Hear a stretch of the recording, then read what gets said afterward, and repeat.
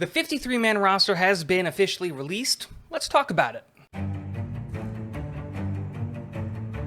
No huddle, Wilson end zone, caught, touchdown, Elijah Moore.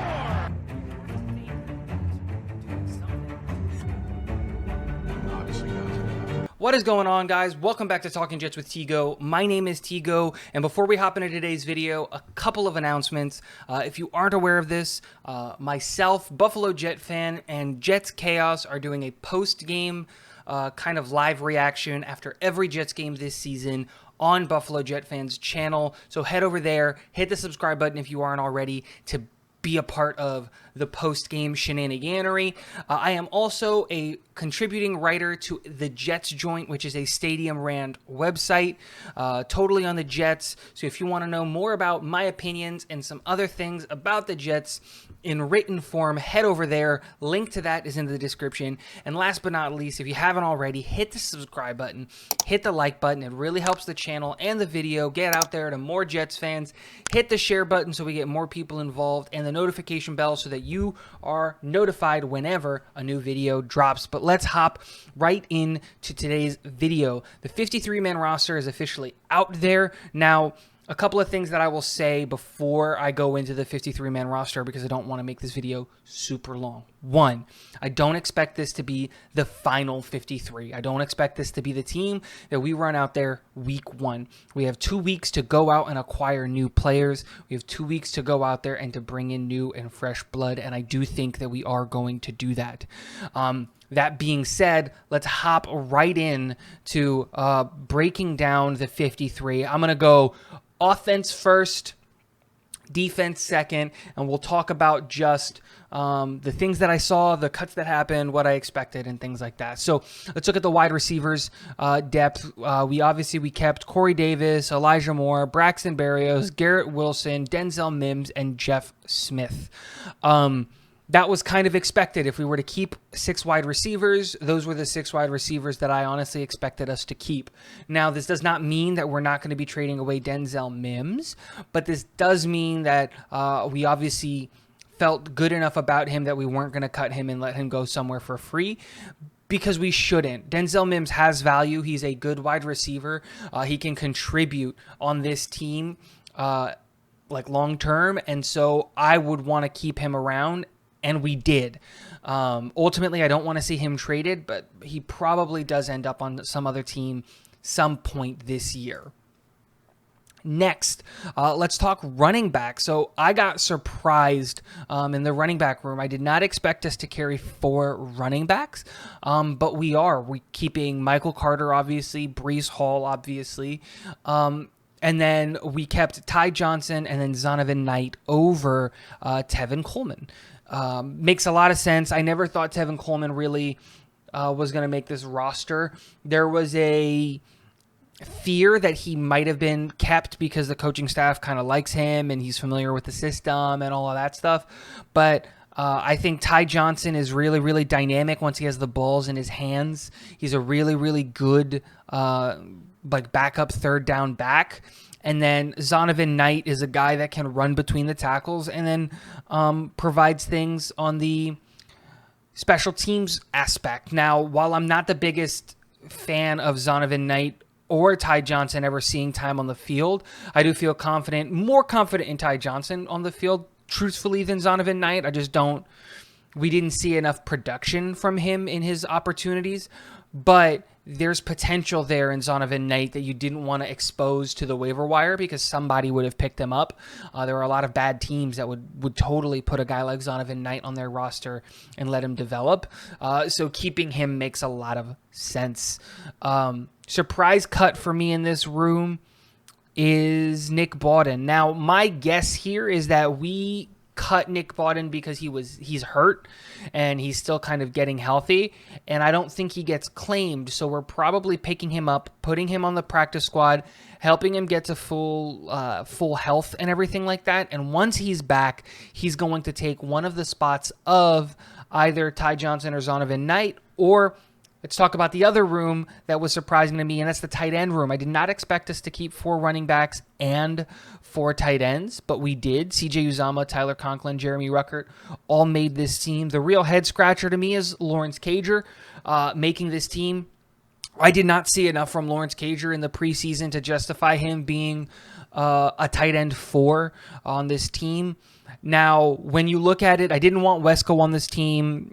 I wouldn't have cut Kenny Yeboah just because he's actually a tight end, and that's who I would have put on if we had a 4th tight end. If we were keeping somebody, would have been Kenny, just because I think Lawrence Cager is a little bit suspect in the run game, aka in his blocking. I don't think that he's good at it. I don't think that he does it well, and that's not his fault. He just now transitioned into being a tight end. I don't think he would have been claimed if we would have waived him one more time, but we didn't. We kept him. He is on the roster. It's interesting to see, and you do like to hear what Robert Saleh said in his press conference. He does believe in Lawrence Cager, and that's ultimately what you want, and in the end, in Joe Douglas and in Robert Saleh, we trust. They know more about football than I do, but this is one of those moves that had me scratching my head because, like I said, I wasn't the biggest fan of Lawrence Cager, not because I don't like Lawrence Cager, but just because I don't think he's a tight end yet. I think he's still building out his body and learning the position and all of those stuff, and he might be one of the guys that ultimately gets cut when Nick Bauden comes back from being healthy. The other... let's just go right into the quarterback room. Makes a lot of sense. Joe Flacco, Mike White, Zach Wilson. We have to carry 3 quarterbacks onto the roster. Ultimately, Mike White gets cut when Zach Wilson is back healthy. And you hope to see Chris Streveler clear waivers and be on the practice squad because he did do a lot of things well for us in the preseason. But his skill set is very, very limited. He's a one read and run kind of quarterback. And the whole body of work from Mike White, according to Joe Douglas and Robert Saleh, was just more impressive, and that's why they kept Mike White over Chris Streveler. As much as I would have loved to see him stay, he does get cut and everything like that. And then let's talk about the offensive line room. So let's talk about the positions that totally made sense. We all knew that they were going to be there. And those are the starters: Dwayne Brown, Laken Tomlinson, Connor McGovern, Elijah Vera Tucker, and George Fant. We knew that those guys weren't going anywhere. And then we got to talk backups: Nate Herbig, Dan Feeney, Max Mitchell. I always thought they were going to be there and everything like that. The real question mark here is that's it. That's everybody for the offensive line room. Max Mitchell is our only depth at tackle as of right now. We released Connor McDermott. We waived Chuma Adoga. We released Grant Hermans. And so a lot of these guys are just gone. And so you have to assume that the Jets are going to be out there trying to find a backup tackle. If you haven't seen the video where I dropped 7 players that the Jets could go and get after cuts and releases and all of that stuff, go check that out, because there's a lot of interesting names that I said on that video that did get released. In my opinion, the most interesting one is Alex Leatherwood. I would love to see him brought in with our coaching staff, working with our guys, because I believe in John Benton. I think that he's that good, and I think that he can really turn Alex's career around a little bit. And next year, feel pretty confident in a 3-headed battle for right tackle with Max Mitchell, Alex Leatherwood, and Mekhi Becton, because obviously Mekhi Becton will be back after injury. But that's all of the offense. Nothing other than those cuts that I talked about on the offensive side of the ball were super surprising. Like I said, I was surprised that we cut Nick Bauden, but it doesn't seem like he's going to be available for week 1, and he doesn't get claimed. Tevin Coleman, LaMichael Pirine getting cut makes a lot of sense. Trevon Wesco, Kenny Yeboah, again, both make a lot of sense. And I really, really do hope that Irvin Charles and Calvin Jackson do not get claimed and they clear and get to our practice squad. Those guys, for me, super, super interesting, and you love to see guys like that making it through. Now let's talk defense. Defense was the most interesting of all, because so many cuts and so many things that happened that nobody expected. Let's start with the main one, and I'm going to talk about this really quickly. If you want to know more about my opinions on it, I made a video earlier today about it, but we cut safeties Jason Pinnock and Will Parks. Now, the cutting of Will Parks I kind of expected. I never expected this team to keep an aging player in Will Parks. And I'm not trying to say that Will Parks is like a million years old or anything like that, but I always expected that we would keep like the youth. I honestly always thought that LaMarcus Joyner was going to be gone and Will Parks would be his replacement as the old head in the room, and that we would have kept guys like Ashton Davis and Jason Pinnock, who were really, really young.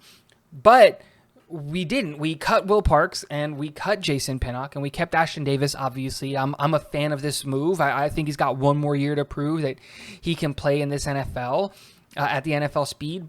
But the real surprising things is that we kept Tony Adams. Now, a lot of people are out there saying like, oh, we're going to go out and get a safety. We're going to go out and get a safety. Guys, the more I keep hearing about it and the more tweets I see and the more reports that I see, I think this coaching staff really, really likes Tony Adams. I'm going to go back and do a film review on Tony Adams and see what I can see from him in from the preseason games. But from what I was able to pull up on like PFF and things like that, he was a pretty good tackler and he was okay in coverage for a couple of the games.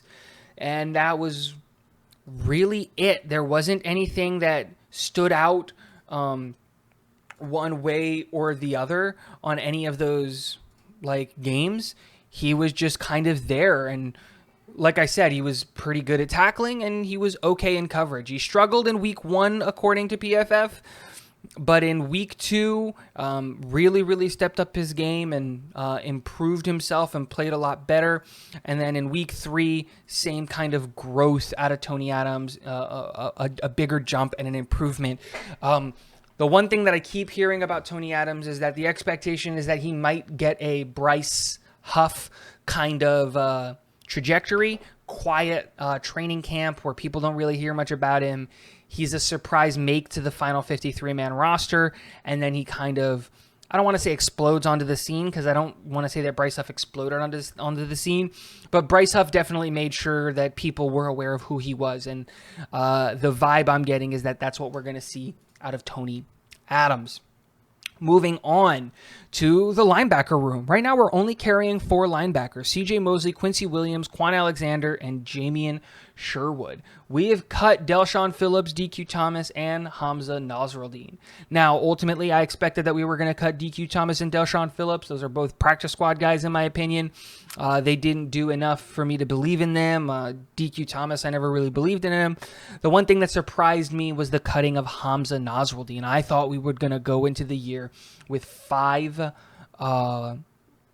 linebackers, and Hamza Nasruddin was going to be one of them, or Marcel Harris. I forgot. We also cut Marcel Harris. So you got to hope that the linebacker room stays healthy, or that we run a lot of nickel coverage to compensate for that. But speaking of nickel coverage, one of the biggest surprises as cuts, in my opinion, was Javelin Guidry. If you go on the Jets' official website right now and you look at their depth chart on nickel corner, it's just Michael Carter's name. There's no one behind him expected to play nickel corner at all. And the real thing that surprised me is that we kept a guy like Justin Hardy over a guy like Javelin Guidry. Javelin Guidry's got Olympic speed, and like, he's a backup nickel. He can actually see the field, and when he's on the field, I don't wince and cringe like I do when I see Justin Hardy on the field. Justin Hardy is filling a 53-man spot for just playing special teams, and I'm not a fan of that.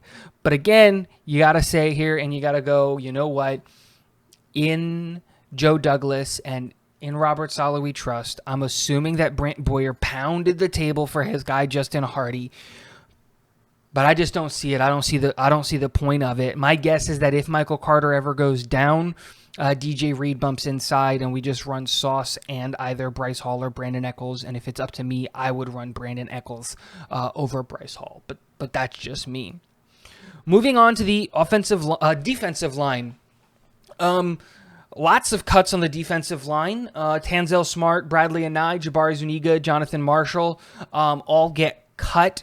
The real three surprising ones aren't that they got cut, but it's who they got cut instead of. The fact that this team continues to carry Nathan Shepard, Sheldon Rankins, and Vinny Curry is a concern in my eyes. I was ready to move on from all three of those guys. I feel like risking the loss of guys like Tanzel Smart, Jabari Zuniga, and Jonathan Marshall over those three guys, I just don't get it. Now, I was never the biggest fan of Tanzel Smart making the roster, but like I would have been okay with Tanzel Smart making the roster if it meant Sheldon Rankins or Nathan Shepard were gone. I was cool with giving a shot to Jonathan Marshall if that meant that Sheldon Rankins or Nathan Shepard was gone. And us, honestly, losing Jabari Zuniga to keep Vinny Curry doesn't make sense to me. I understand the whole, like, hey, Jabari versus Vinny Curry. Vinny Curry's had a long career, but, like, my thing is, like, dude, you take youth at that point. It just honestly surprises me, and my expectation is that Michael Clemens is going to be taking a lot of snaps on the inside, and I think Jonathan Franklin Myers is going to bump inside more often than the coaching staff probably expects, because right now you only have 1.5 players that I can truly say that I trust on the interior of the defensive line that are listed as interior defensive linemen, and that's Quinnen Williams and Solomon Thomas. I believe in Solomon Thomas. I know I'm in the minority there, but I do like him and believe in him. But I think you're going to see a lot of JFM and Michael Clemens bumping on the inside to play the inside. And it makes a lot of sense when you draft a guy like Jermaine Johnson and you have a guy like Bryce Huff and Jacob Martin, who are really good pass rush specialists. You have the luxury of being able to move Jonathan Franklin Myers inside a little bit. But if JFM is going to play exclusively on the outside, it does worry me that, hey, what are we going to do about the interior of the defensive line? Do they see Michael Clemens as the guy right next to Quinnen Williams? Is that what they envision? Is that the plan? If so, I'm on board. I love Michael Clemens. He plays with violence and tenacity and aggression, so you'll love to see it. But there are some question marks there on all of that. But like I said, guys, this isn't the final 53. This isn't what we're going to be running out week 1 with. The expectation is that we're going to go out and get a new tackle. We're going to go out and probably get a new safety. We're going to go out and acquire and get new guys that will ultimately be on this team and probably playing significant minutes, especially at tackle and safety. A lot of good safeties were cut. A lot of good tackles were cut. And there's still a lot of good guys available that teams might want to trade away to bring in one of these guys that they've waived back onto the roster relatively quickly. So keep your eyes out for that. Let me know what you guys think in the comment section below. Is there any of the players that you're surprised didn't get cut, or any players that you're surprised that did get cut? Let me know. And last but not least, go Jets.